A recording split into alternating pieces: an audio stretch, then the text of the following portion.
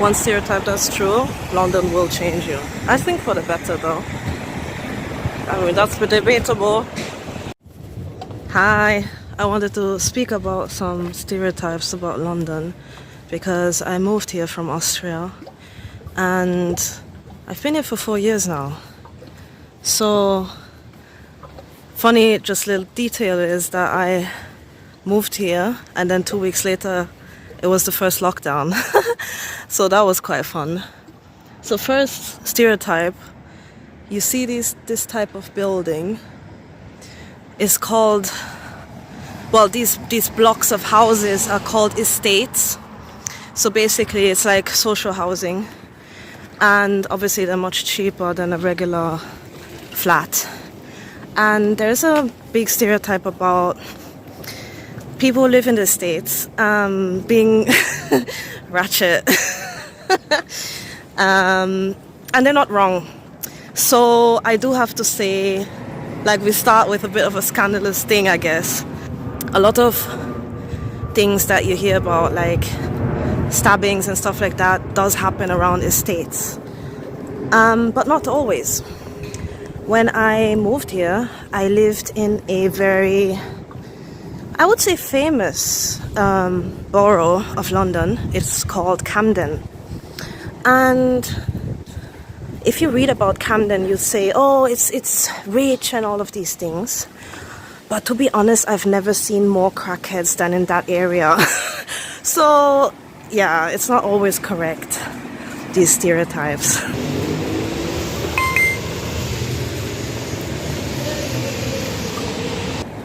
I don't know if you could see, but that was a so-called roadman. I can't stop laughing because it's just funny. It's funny to, like, know, you know what I mean? It's funny to hear about these things and to see online skits and stuff. A lot of stereotypes, I think, in general have some truth to them, but not 100%. So, sorry, this is the most anxiety-inducing thing to film on the road. But yeah, roadmen, are they real? Yeah, of course they're real. How common are they? Well, you know, if you like smoke weed, you probably will buy from a roadman. Like, a lot of these people are drug dealers, and yeah, you do see them on scooters and stuff. But the funny thing is that they exist in other countries as well. The interesting thing about London is, though, that they're kind of all races, so they're not just black people or just minorities like in other countries. And some roadman-looking people are actually just kind of try-hard teenagers who think they're all that and think they're hard and stuff. The third stereotype about London being expensive. Now, of course, London is expensive, but I came from a city, from Vienna, and it's also very expensive over there, so I don't feel like there's a big difference, to be very honest with you. All major cities are expensive, like New York and, I don't know, Paris and all of these kind of cities. They're all more or less the same.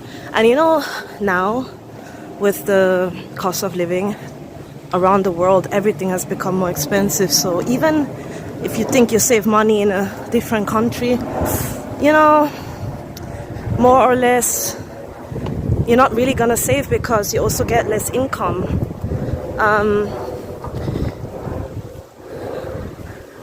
I have a job that's more than minimum wage at the moment, and it's much easier to find here than it is like in Vienna, for example. So that's kind of interesting. Another one that I forgot to mention is the knife crime thing. So the thing is, in all major cities you have crime like that, so it's not a massive difference from other cities, to be honest with you.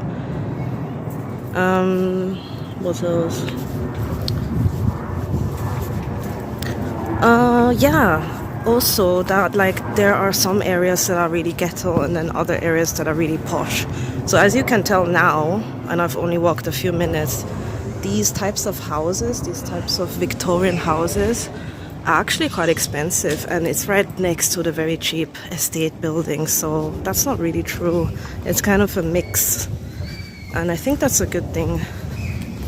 So you do have some areas where there's a specific type of minority or whatever that lives there.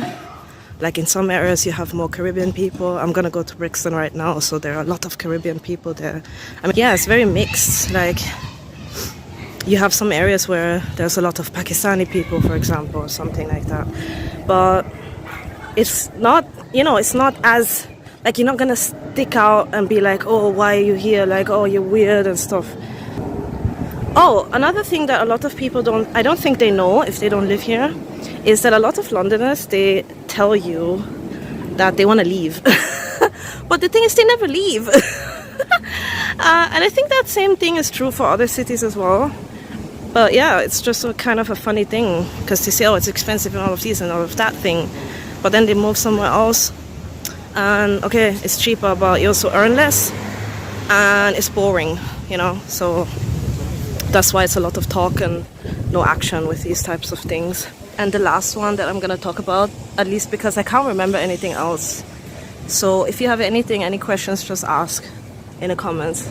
But the last thing is that one of my friends actually asked me, she's like, oh, have you met a lot of hooligans? And I'm like, huh? And then I remembered, like, the infamous English or British hooligans. So people really like football here a lot.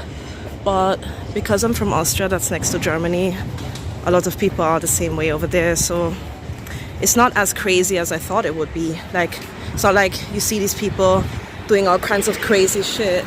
That was a Roadmen. You don't see a lot of people doing all kinds of crazy shit just because it's like football. But they're gonna be a bit loud and whatever. But yeah, the football culture is quite big, and pubs is also quite big. But none of the people I know go to pubs regularly. So that's another thing I could remember. But yeah, if there's anything else, any fun things about London, then let me know, and I'm gonna prove or disprove it. There's a lot of free stuff to do here. So most museums are free. And that's a major difference. Like, there was a period where I didn't have any money, so I would just walk for an hour. I was in the center. I could go through the museums for free, and it improves your quality of life significantly. I think that's amazing. I think that's something that more cities should do. And despite it being free, it's not like it's a lot of people, but it's a lot of people just like in any other city in the inner city. You know what I mean? It's not like everybody's going there just because it's free, which is an interesting thing. Because a lot of locals I've talked to, they don't really take advantage of these things, and they just, you know how it is when you live you know how it is if you live in the same place for a long time, you just focus on negativity and complaining, but there's a lot of good. Even though it's not perfect, I would rather be here than anywhere else, to be honest with you. So transport is a bit shit because all of the buses, they do have these things that they put out so you can roll on the bus. I think there's a lot of work that we have to do in society to make things more accessible. But yeah, if you have a kid or whatever that's still in a buggy, it's a bit difficult. The underground trains as well, you don't always have a lift, so I kind of got used to walking a lot, to be very honest with you, also because transport is so damn expensive. But I do have to say, coming from a quite boring city, Vienna is boring. If you waste your money traveling to Vienna, don't. I'm sorry. Yeah, finding jobs is much easier. Quality of life is good, in my opinion. And what I like about it as well is there are lots of foxes. You may not like this, but there's a lot of foxes here. I find it really cool. Like, a friend of mine told me it's like I'm living in an anime or something, because there's like so many squirrels and foxes, and funny enough, a lot of people let their cats just roam around outside as well, which is quite unusual for a big city, I think, and I haven't heard of many accidents. So yeah, if you like animals, there's a lot of interesting birds as well. There are like green parakeets here, and it makes everything seem more tropical than it is. And I think that's quite cool if you can see these things. And also in the city, a lot of times just walking, I see a lot of fruit trees. There's an orange tree right around the corner, but it's a bit too high to reach, so that's a bit messed up. Damn! I'm filming. I have a pear tree around the corner as well from my house, but it's the same issue. If you have a ladder, yeah, you can take advantage of it. And there's like blackberries growing everywhere, fig trees I've seen, plum trees I've seen. So many things that just grow around the city. So if you like foraging and stuff, it's a nice city to do that. And to take walks as well. Like we have a lot of greenery. It's just nice to take a walk in London. It's really lovely. So since I'm here, I'm much more fit than I used to be. My confidence went up because people are more inviting, more open, more friendly. And no matter where they're from, like people talk to each other, you know. Where I'm from, for example, Muslim women would just talk to Muslim women. But here, like, there was a woman who only had her eyes out and she was just talking to me normally. That's not something I'm used to, you know, and I think it's a beautiful thing. Just people coming together and culture is much more interesting here.